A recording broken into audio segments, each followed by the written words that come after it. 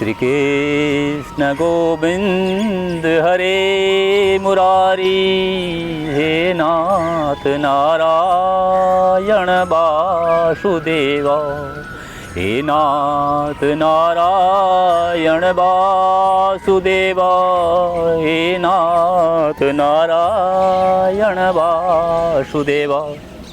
जय श्री कृष्णा। हमारे जन्माष्टमी के विशेष योग सत्र में आप सभी का हार्दिक स्वागत है। जन्माष्टमी के इस पावन अवसर पर आज हम जानेंगे शारीरिक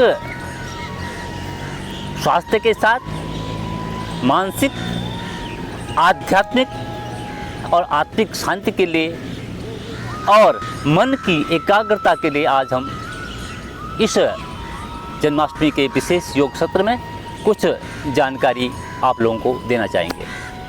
हम लोग जो हैं पूजा पाठ करते हैं। ज़्यादातर लोगों ने भगवान को घर में ही मंदिर बना रखा होता है, उसमें ही पूजा करते हैं। लेकिन मंदिर में जाने का एक अलग ही महत्व है। क्या होता है, जब हम घर में पूजा कर रहे होते तो एक नॉर्मल प्रोसीजर है कि उठे और पूजा करें। लेकिन जब हम मंदिर में जाते हैं तो हमारा दिमाग भी उस समय के लिए जो है, मंदिर में जाने के लिए जो है, हमारा जो है सिक्स सेंस भी एक्टिव रहता है कि मंदिर में जाना है। आपने देखा होगा कि कई जगह जो है जब मोबाइल पर जो है सिग्नल नहीं आते हैं, एक डंडी आती है, दो डंडी आती है, तो हम जो है बाहर बालकनी में चले जाते हैं या बाहर और आगे तक चले जाते हैं और सिग्नल आने लग जाते हैं। वैसे ही जब हम मंदिर में जाते हैं तो हमारे माइंड के सिग्नल आने लग जाते हैं। ईश्वर प्राप्ति के लिए, ईश्वर की भक्ति के लिए हमारे मन के, हमारे दिमाग के, ब्रेन्स की जो है वाइब्रेशन है वो एकदम जो है पकड़ने लगती है। अगर हम मंदिर में जाते हैं तो हम अपने आप इस वजह मंदिर जाना है, तो अगर हम मंदिर में जाते हैं तो अपने आप ही हमारे सिग्नल जो है ईश्वर से मिलते रहते हैं और हम वहाँ जाते हैं तो हमें एक आत्मिक शांति मिलती है, आध्यात्मिक शांति मिलती है और मन की शांति मिलती है।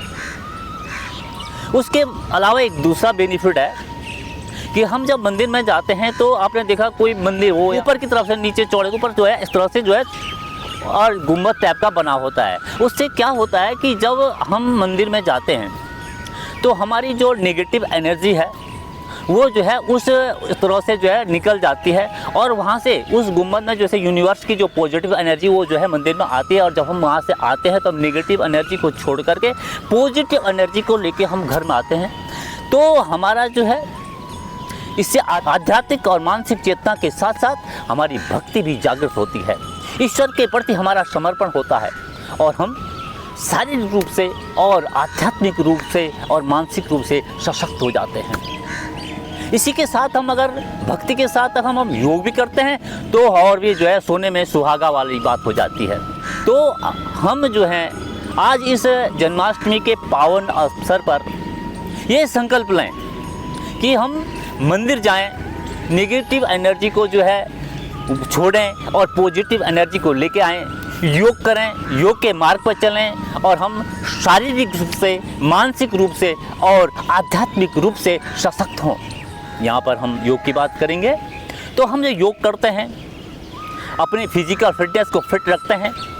श्वासों पर अगर हमारा नियंत्रण है, मन पर हमारा नियंत्रण है, हमारा जो है सेल्फ डिसिप्लिन है, तो हम इस मन को जिसकी गति जो है वायु से भी तेज है उसको हम बस में कर सकते हैं। ज़रूरत है अभ्यास की।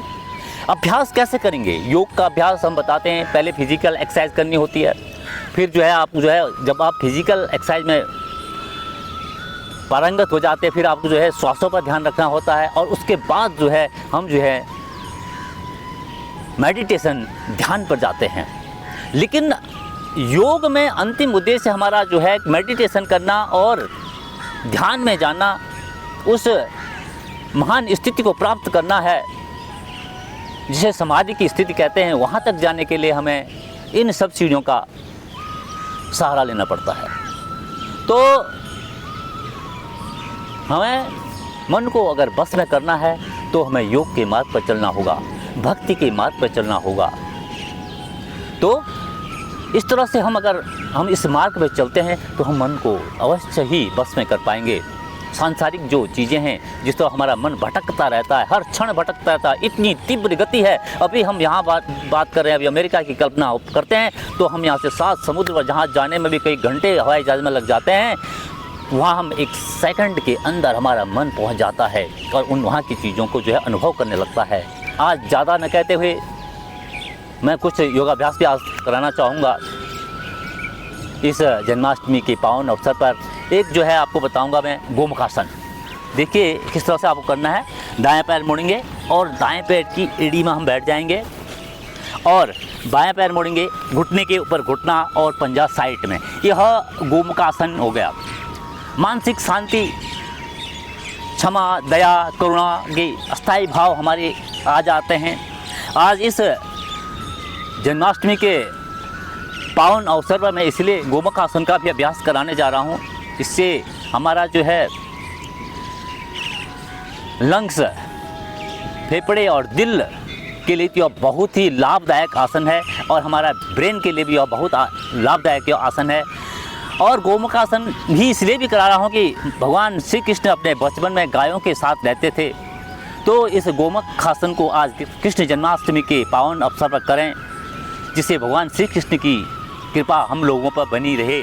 तो गोमुखासन देखिए, इस तरह से आप गाय के मुख की तरह हमारी आकृति, दायां हाथ नीचे से और बायां हाथ ऊपर से, पीछे जो है उंगलियां आपस में पकड़ दें और नेत्र बंद, श्वास सामान्य, श्वास पर ध्यान और मन में भगवान श्री कृष्ण की वह बाल्यकालीन नटखट मूर्ति ले आएँ, वो छवि आप देखें और जिससे भगवान श्री कृष्ण की कृपा आप पर बरसे।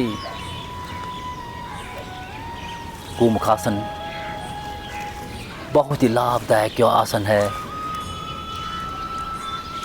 हमारी शारीरिक क्षमता को बढ़ाता है, बहुत ही लाभदायक है श्वसन तंत्र के लिए। धीरे धीरे वापस दूसरी तरफ से भी इस आसन को करेंगे, मैं साइड से भी दिखा देता हूँ। इस तरह आप जो है बाएं पैर मोड़ें, एड़ी में बैठें, दाएं पैर मोड़ें, घुटने के ऊपर घुटना, पंजा साइड में, बाएं हाथ नीचे से, दाएं हाथ ऊपर से, पीछे जो है उंगलियां आपस में पकड़ दें। ध्यान रखना है कि जो पैर नीचे रहेगा वो हाथ नीचे से आएगा और जो पैर ऊपर से रहेगा वो हाथ ऊपर से आएगा और पीछे जो है उंगलियां आपस में पकड़ देंगे। नेत्र बंद, शांत। जो उन्होंने लीलाएं करी हैं गायों के साथ जाते हुए, गोप गोपियों के साथ, उन चरित्रों का स्मरण करते हुए यहाँ पर हम गोमुखासन का अभ्यास करते हुए धीरे धीरे वापस।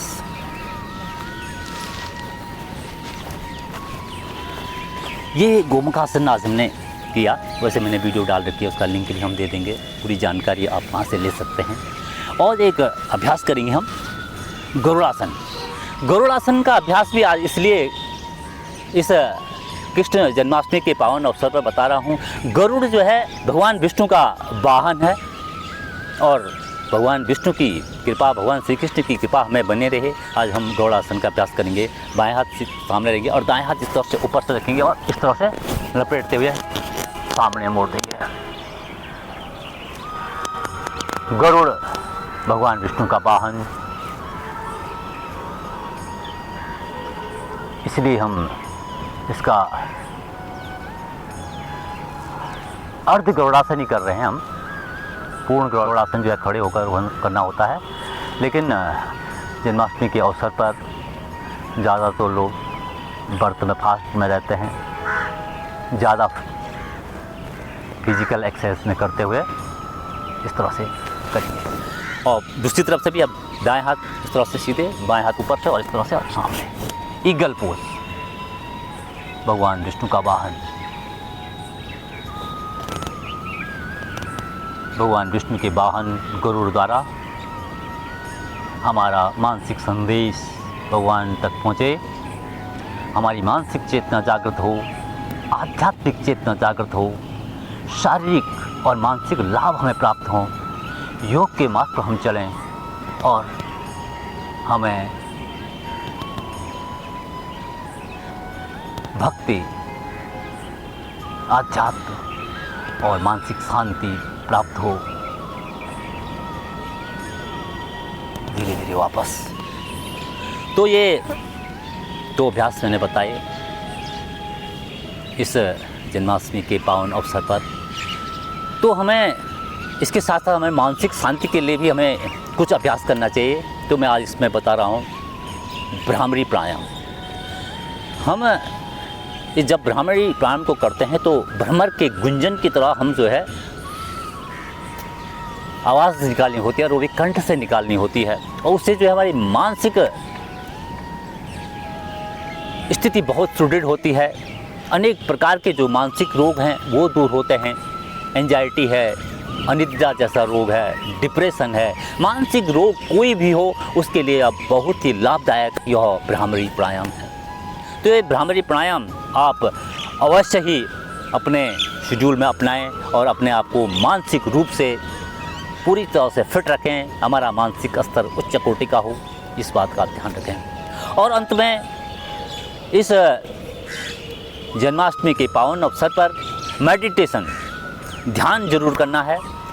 अपने जहाँ पर भी आप कर रहे हैं, पूजा कर रहे हैं घर में इस भगवान श्री कृष्ण की, वहाँ पर जो है नेत्र बंद करके भगवान श्री कृष्ण की वो मनोहारिणी मूर्ति का, मनोहारिणी उस चित्र का और बचपन के नटखट वाले भगवान श्री कृष्ण की छवि का ध्यान करते हुए, नेत्र बंद करते हुए ध्यान से हाथ जो है ज्ञान मुद्रा में नेत्र कोमलता से बंद और उसका ध्यान करते हुए और श्वासों पर ध्यान रखिए। श्वासें आ रही हैं, जा रही हैं। जब हम श्वास ले रहे हैं तो बाहर की पॉजिटिव एनर्जी, सकारात्मक ऊर्जा को हम ग्रहण कर रहे हैं, और जब हम श्वास को छोड़ रहे हैं तो अंदर की जो नकारात्मक ऊर्जा है, नेगेटिव जो एनर्जी है, उसे बाहर छोड़ रहे हैं।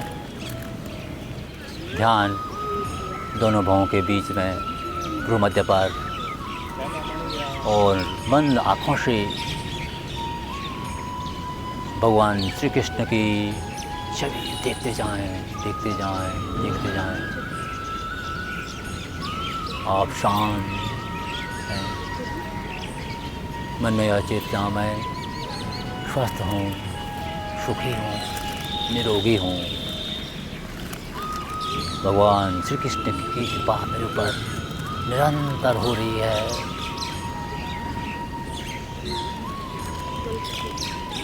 आ जाएं वापस। तो आज इस जन्माष्टमी के शुभ अवसर पर ईश्वर से, भगवान श्री कृष्ण से ही प्रार्थना है हम सभी को उत्तम स्वास्थ्य, शांति और भक्ति प्रदान करें। इसी के साथ ही मैं केसरी प्रसाद भट्ट इजाज़त देता हूँ। जय श्री कृष्ण। योग करें, स्वस्थ रहें।